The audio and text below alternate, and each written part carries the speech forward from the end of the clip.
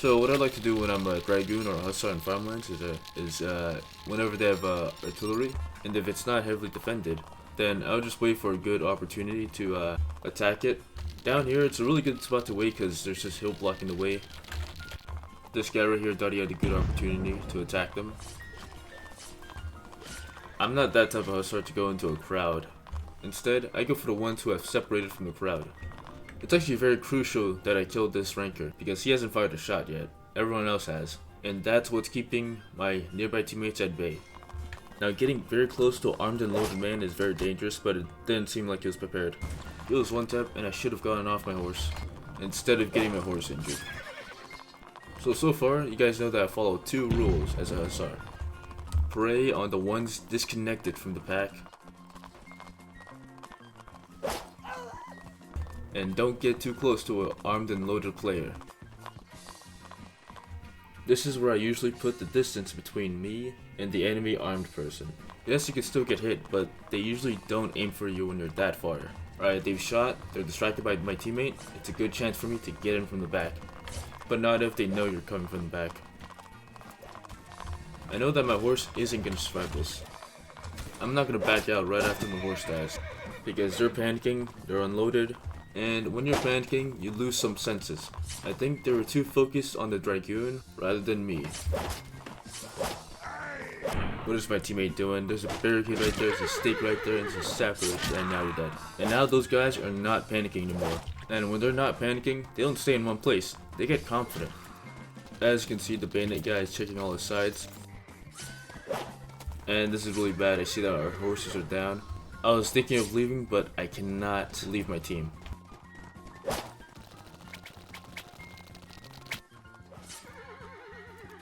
I kind of forgot there were stakes right there. Now one of my teammates did get on the horse that I was on and left. I'm not gonna go for the bayonet guy because he looks like he knows what he's doing. And since they're together, they can do some real good combos. 40 plus 40 is 80, plus 30 is more than 100. So I'm gonna try and divide these two and conquer them.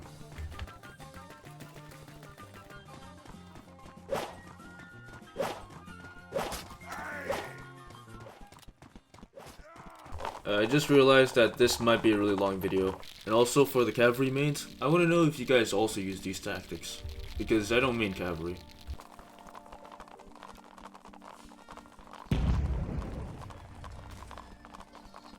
Alright, let me catch you up. Everyone has just fired, except for this guy with the bayonet out, and that guy who just loaded. But since he has the bayonet out, he's not going to shoot. He's going to be more focused on stabbing the horses. I thought the guy to the right was my teammate. This guy's loaded, he's the main threat, so I go for him. I wanted to time my swing so I could hit the player and not the horse, but I'm not that good. Now you're finally going to see some cavalry on cavalry combat.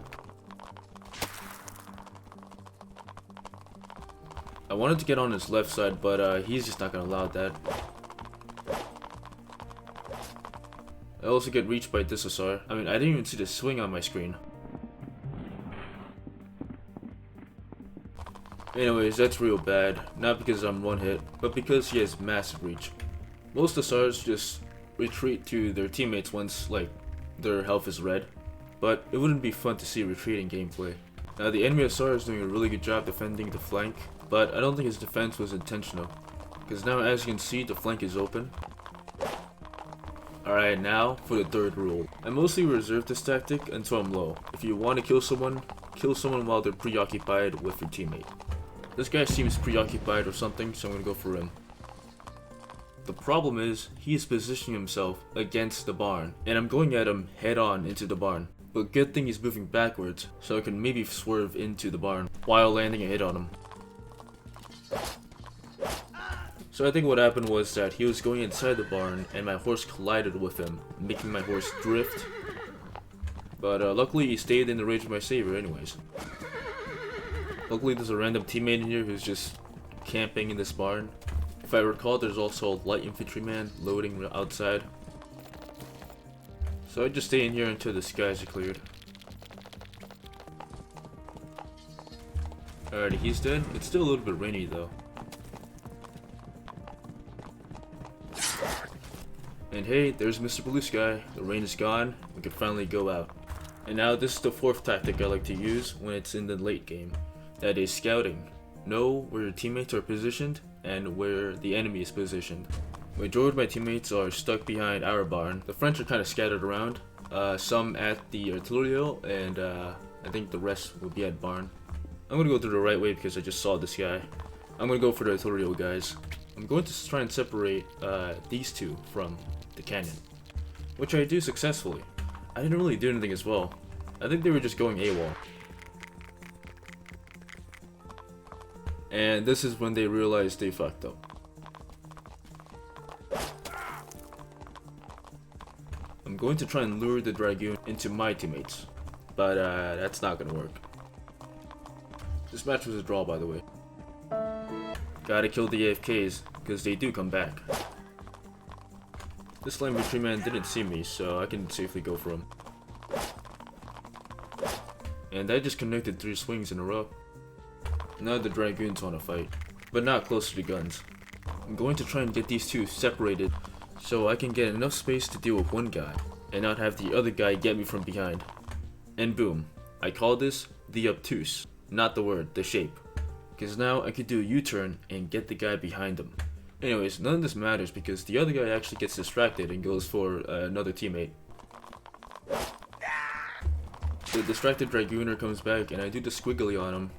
That's what that move is for, by the way. It's just to confuse people. Makes them think you're going this way, no you're going that way, no you're going this way, no you're going that way.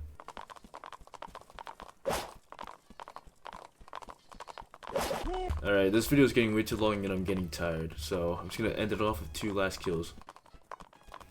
This guy's isolated from the pack. And this guy right here is very interesting. He's being defensive, so it makes me think that he's one tap. I'm gonna go for this horse, but make him think that I'm gonna sit on it. And yeah, that's why I think this guy's interesting, because he could have at any time discharged me. He had full health. He had a swing rate that is faster